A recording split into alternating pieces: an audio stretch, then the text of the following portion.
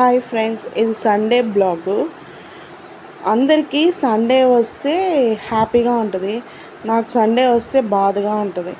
Sunday వచ్చింది పెళ్ళి కాకముందు సండే వచ్చిందంటే అమ్మ చేత నాన్ వెజ్ చేసుకొని తినేది, పడుకునేసేది. స్కూల్ నుంచి వచ్చినా, కాలేజ్ నుంచి వచ్చినా కూడా అమ్మ వండి పెడితే బాగా తినేది, అవును పడుకునేది. ఇప్పుడు సండే వచ్చిందంటే వెరైటీగా డిష్లు అడుగుతారు.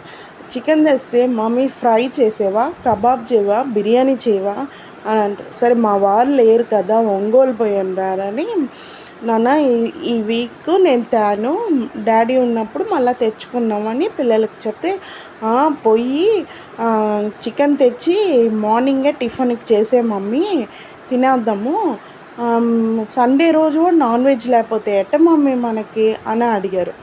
ఇంకా పోయి చికెన్ తెచ్చి చికెన్ చేశాను. అవునే తినేశారు.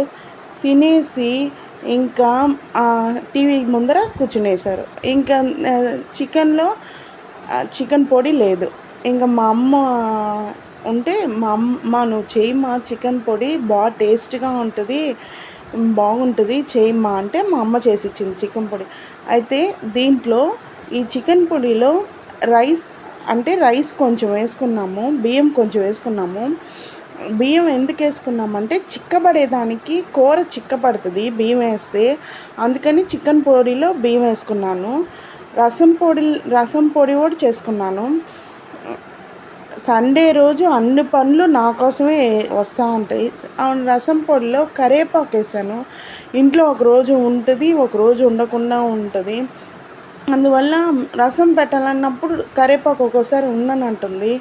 అందుకని ఏం చేద్దామని రసంలో కరివేపాకు యాడ్ చేసుకుంటూ ఉన్నాను ఈ రసం పొడిలో. అప్పుడు టేస్ట్ బాగా వస్తుంది, టేస్ట్ బాగుంది, బాగా ఫ్లేవర్ కూడా బాగా వస్తుంది. అందుకని రసం పొడిలో ఇప్పుడు కరివేపాకు యాడ్ చేసుకుంటూ ఉన్నాను.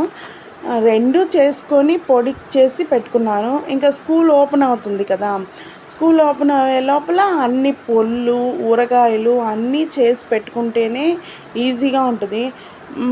మమ్మీ అది కావాలా, ఇది కావాలని అడుగుతూ ఉంటారు. మార్నింగ్ 7కే మా పెద్ద పాపకు స్టార్ట్ అవుతుంది. అంటే ఈ ఇయర్ మా పాప 10th. అందువల్ల మార్నింగ్ 7కే స్టార్ట్ అయ్యే వల్ల రెస్టే ఉండదు నాకు ఇంకా.